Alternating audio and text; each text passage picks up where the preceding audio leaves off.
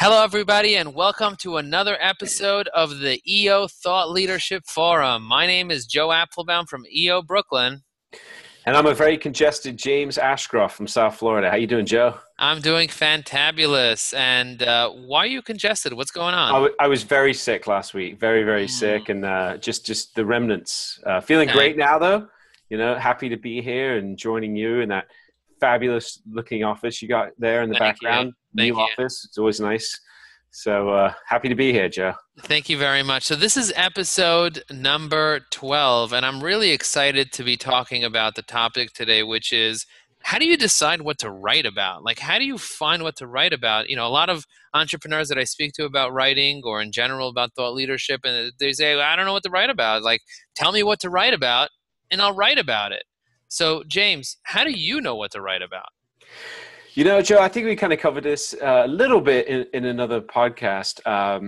I usually start with a blank slate, to be honest with you, and then I kind of just start free writing. Might have an idea, and usually somewhere within that first page is something that then I can kind of edit around and then build out from there. Certainly, my writing tends to come from a place of personal development, things I've learned recently, thoughts I'm having about my life, and changes I've made and things I'm learning. Because the old saying, you learn by teaching, is something I really believe in. So something pops in my head during a run or a conversation with someone, then I'll definitely bring that to the table. But, I don't like to talk about just straight business or straight personal. I kind of like to blend the two, more lifestyle based. Yeah. So I'm always looking for some nugget. There's usually something that kind of tips me off into a direction. So for me, it's not sitting down and just, I'm going to talk about this. It's usually a degree of that, but usually ends up not being what I thought it was. And it just comes back to just sitting down and starting to write, I was talking about this issue with my writing coach, and I was like, I really struggle with this issue of what to write about because I have so many things that I want to talk about, and there's so many great things to write about. What do I pick? Do I pick about networking? Do I pick about sales? Do I talk about digital marketing? Within digital marketing, what aspect of digital marketing should I talk about? Should I talk about SEO, PPC, social media, email marketing? I mean, I've been doing all that stuff for a decade and a half. Should I talk about public speaking? Should I talk about sales? I can keep going on and on. But in reality, she's like, okay, stop all that. It doesn't matter what you write about. It matters that you're excited about it. And when you read something and you're super excited about that, or you have an idea that you want to express and you're excited about that, that excites you, if it excites you, write about that. Because when you're at a cocktail party and you're talking to somebody, when do you become passionate? When does the truth come out? The truth comes out when you're excited about the truth. So I definitely would tell anyone that needs advice what to write about. Write about what excites you. When was the last time you were excited? When was the last time you were pumped and motivated and had an idea that you want to share with the world? Write right. about that. Yeah, no, and I think that excitement, that passion that you can bring towards a topic, comes across. There's so much content out there, just very dry stuff. Top 10 tips to do this, do that. I think I'm reading when you say, getting excited, meaning really bringing some personal experience to a topic. I think that's I think that's the great intersection of good, where you Or can. something that you heard, or something that somebody said that was exciting, or something that, something that you did that was exciting, or something somebody else did, or, a story that somebody told you that like really made you feel like out of this world. Like, wow, did you hear that? I want to tell Right. that to somebody else. Right. Absolutely. I'm a big fan of really getting personal.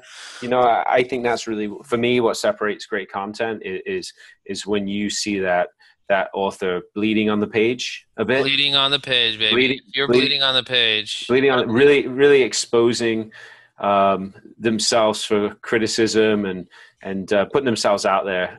So if you can find that intersection of personal experience that maybe it's a topic, even if you're writing a business article about firing someone, or I'm just making stuff up.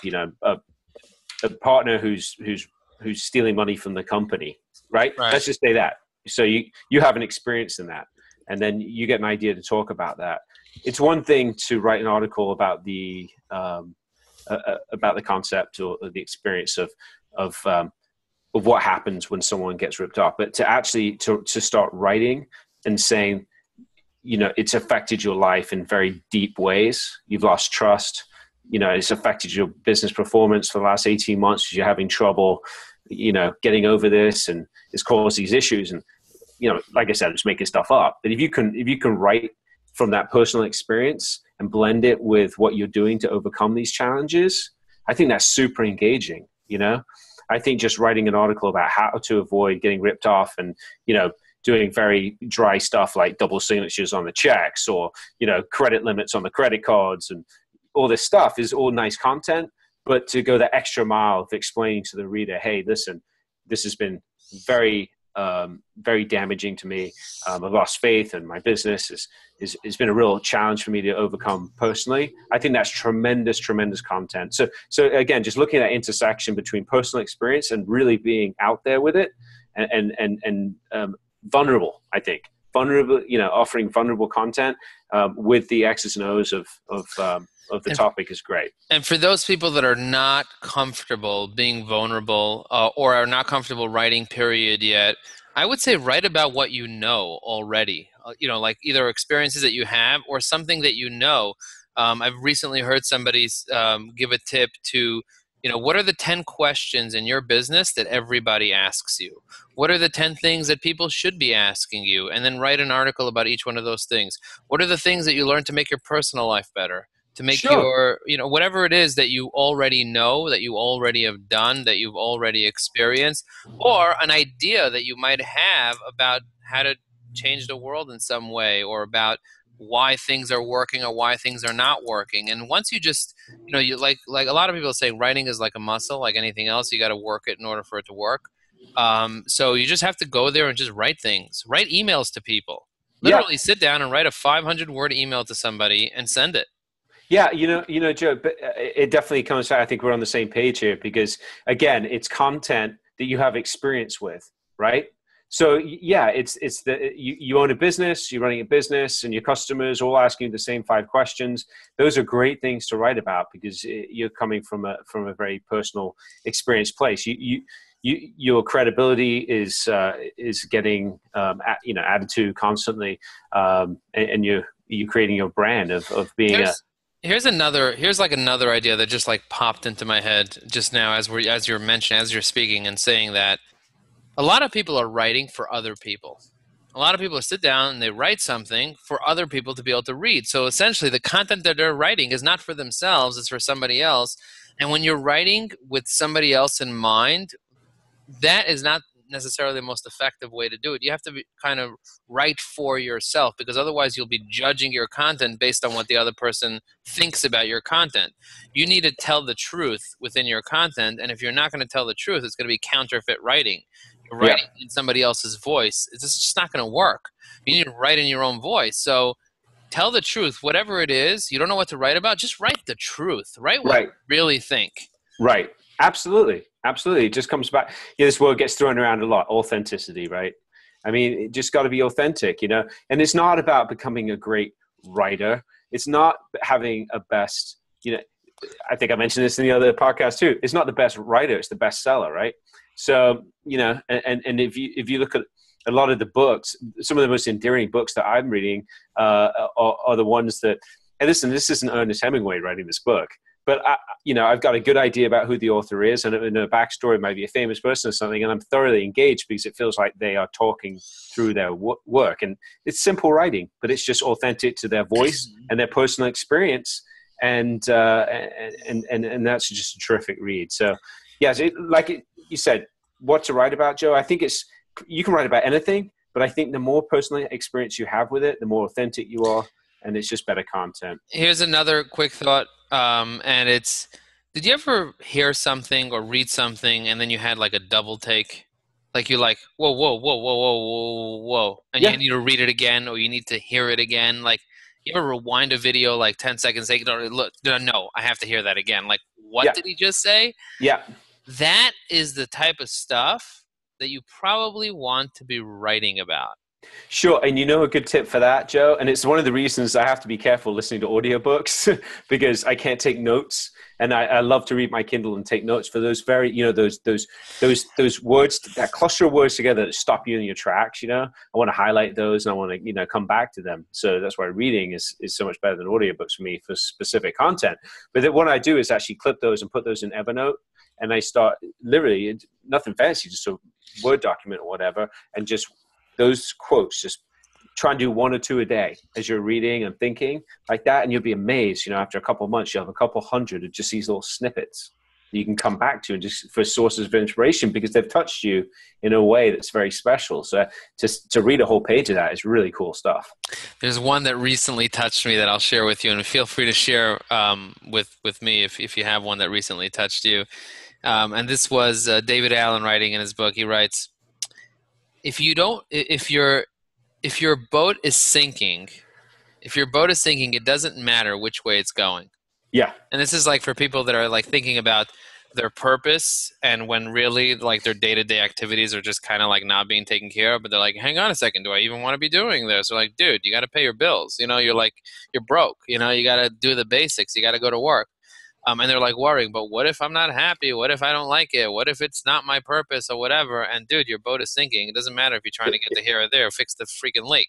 Yeah, absolutely. It's great. That was like mind blowing for me. That was like, whoa. I even made like a little video about it and everything. I got really excited about that. And you have to identify those things and like highlight those things and underline those things, like you said, because they'll add a lot of value to your life. Right. I just one that comes to mind, actually, I heard it a few months ago.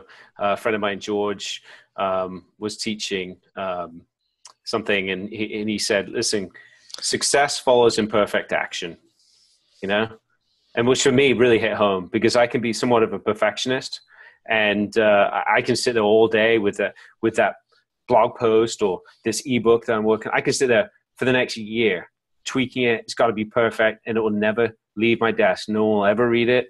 And it will become just this thing in my mind that could be great if I just got it perfect, And George's mentality is just share it with the world, move on to the next thing. Put it out there. To the next thing. Put it out there. It's 90% fine. Great. Just get it out there. Get the experience under your belt.